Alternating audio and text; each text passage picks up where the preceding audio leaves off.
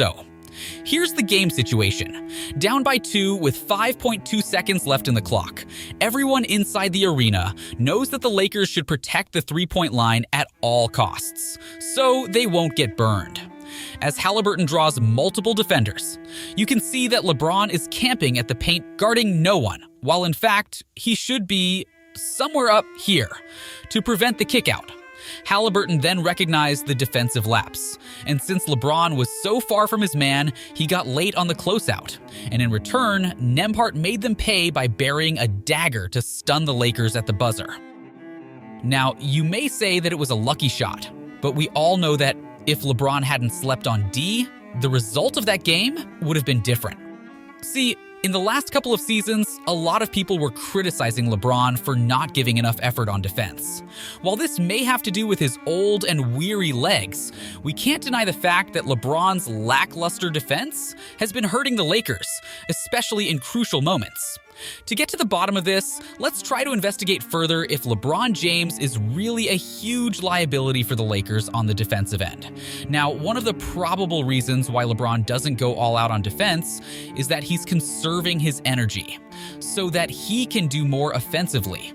See, LeBron just came off another stellar season, averaging 28.9 points, 8.3 rebounds, and 6.8 assists while shooting 50% from the field and 32.1% from the three-point line.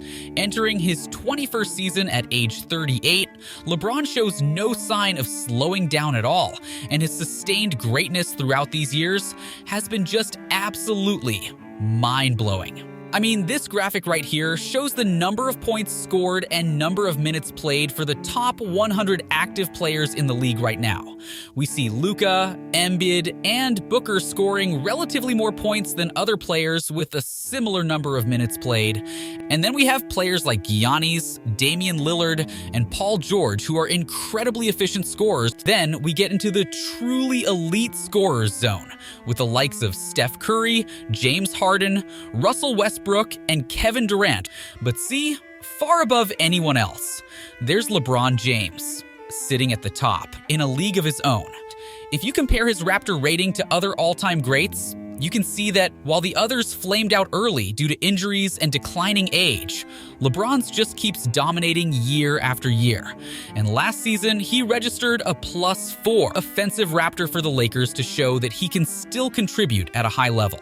Well, speaking of which, LeBron's contribution to the Lakers can be measured in a lot of ways, but the thing that stands out the most is his leadership. It's undeniable that the Lakers have become a better team overall when LeBron transitioned into being a full-time point guard, as he made basketball easier for his teammates with his playmaking. See, here's LeBron engaging in a two-man game with Thomas Bryant. With the defense on its heels, LeBron suddenly pulled a Houdini with this ridiculous between-the-legs pass to set up the rim-rolling Bryant for a monster finish. And check out his basketball IQ here. The Lakers were supposed to set 2 stagger screens to free up the cutter. But when Austin Reeves slides inside, LeBron reads the play perfectly and threads an on-point, behind-the-back pass in traffic. Now, aside from feeding his teammates easy shots, LeBron has also been a force offensively, especially when he puts his head down and attacks the rim.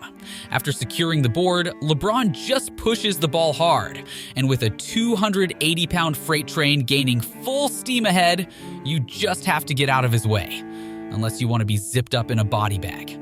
And look here, LeBron gets past Murray, attacks the lane, and even there are 3 black shirts clobbering him. The King was still able to power his way through for an and-one opportunity.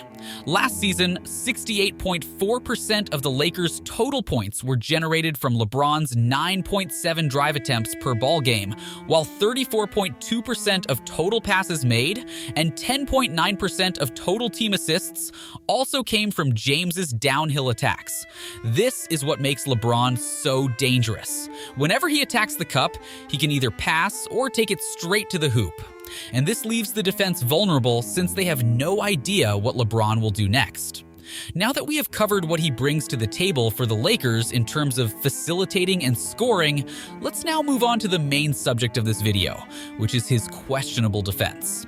So, Does LeBron James hold back the Lakers as a unit by the lack of effort he'd been putting up on the defensive end? Well, let's take a look at some of the clips to see if this is really the case. See, here's Steph leading the break with 3 Lakers ahead of him. And here's LeBron looking like he's gonna chase down Curry. But for some reason, LeBron just stares at him and lets him cruise for an easy layup after getting past Schroeder. Once again, LeBron had committed not just 1, but 2 major defensive lapses in this play alone. First, he was so far in guarding Wiggins, then his closeout was so bad that it allowed Wiggins to have a driving lane inside, which caused their entire defense to collapse and led to an easy baseline dunk by GP2. And in this ball screen action, LeBron should have fought over the screen set by Looney since AD is on the drop. With LeBron getting caught, AD had no chance of closing out. And this leaves Klay with all day to shoot to knock down this wide open 3. Now, even though LeBron had plenty of defensive lapses last season, I think it's not going to be a big deal as the new-look Lakers recruited some pretty solid and versatile defenders this offseason. See, there are the high-flying rim protectors in Jackson Hayes and Christian Wood. Then there's Gabe Vincent, Cam Reddish, Taurean Prince, who can provide tough D on the wing and perimeter. And on top of these guys, the Lakers still have Jard Vanderbilt and Anthony Davis on their roster to cover for LeBron, in case he got lost in the shuffle defensively. So, does LeBron really cripple the Lakers defensively when he's on the floor? Well, the tricky answer to that is both yes and no. I mean, while there are several instances in which LeBron might have blown the game for the Lakers because of his lack of defensive awareness, just like what you saw in the Indiana game earlier, there's no direct or concrete evidence that suggests LeBron is a liability for the Lakers on the defensive end. And if you're going to take a closer look at his defensive numbers, LeBron actually registered a decent 113 defensive rating last season, ranks 4th in the team in terms of steals, and posted 2.4 defensive win shares, which only lags behind AD in this particular category with 3.4. At 38 years old, LeBron may not be as impactful as he once was defensively due to his declining age, but as the stat shows, he's not as bad either as most people paint him to be.